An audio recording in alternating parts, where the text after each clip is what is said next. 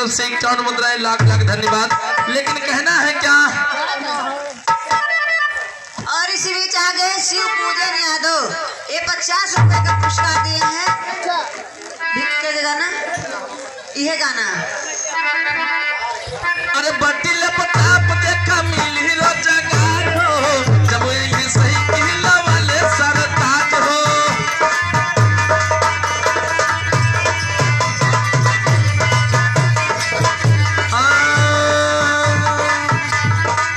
बटी लपटाप देखा मिली रोजगार हो, जब यही देखा साइकिल वाले सरताज हो। गंगा जल से हाँ देखा, ये भैया बड़ी बढ़िया बात बा। अरे गंगा जल से हाँ देखा, आवास मुख्यमंत्री धोवाई, और 27 माँ दूधे से लखनऊ के नहवाई। अरे सब देखई है विचार बाटे, यूपी में हमल अखिलेश बाटे। देखा हाँ सबके विचार बाटे, यूपी में देखा अखिलेश बाटे।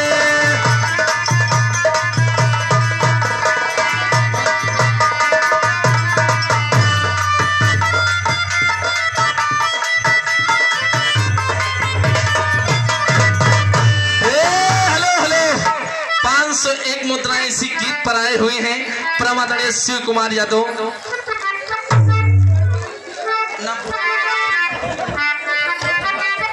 ये कुटिया के निवासी हैं बाबूजी। हाँ। उनकी तरफ से बड़ा सुंदर सा पुरस्कार आया हुआ है, 501 मुद्राओं का लाख लाख धन्यवाद है। ए भैया इसी गीत पे, लेकिन देखा सत्य भैया फरमाइश बार बार आओ गया, उनके पूर्ण कह दी।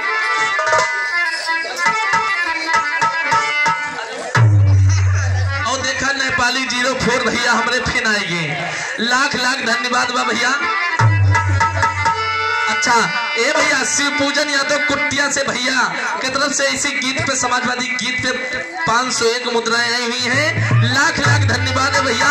चरणों में प्रणाम है, आशीर्वाद की कामना है बाबू। लेकिन भैया की मनोकामना पूरी हो।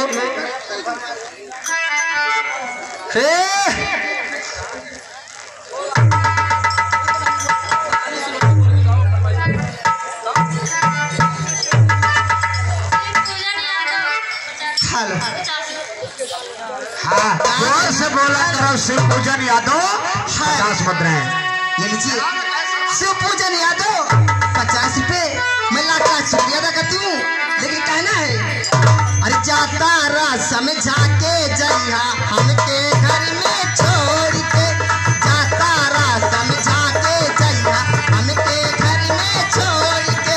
अनी जाए तो पहले खाना और लाली से रोटी छोड़ के, अनी जाए तो पहले खाना और लाली से रोटी छोड़ के।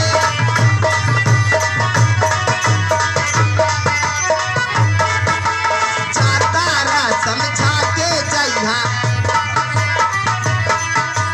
जाता रा समझा के जइहा हमके घर में छोड़ के। तनी जाए से पहले खाना और लाली से रोटी छोड़ के, तनी जाए से पहले खाना और लाली से रोटी। परमादरणीय स्वर्गीय राम प्रगट यादव उर्दावा से बाबू के चरणों में सत्संग नमन है। ये भैया उनकी तरफ से बड़ा सुंदर सा पुरस्कार है, उनके परिवार की तरफ से बड़ा सुंदर सा पुरस्कार है। और भैया ये भैया ये बतावा ये ओठ लाली रही कि टमाटो सॉस रहा? नहीं, हाँ घर मालिक से बता दियो जो मटर पनीर की सब्जी बनी बा, सब बेकार बा, का फेंकवा दी। अच्छा हाँ, अब दाली और सब्जी की जरूरत नहीं ना, वो लाली से काम चल जाए। अच्छा यहो बात बा कि चाहता रा परदेश बलम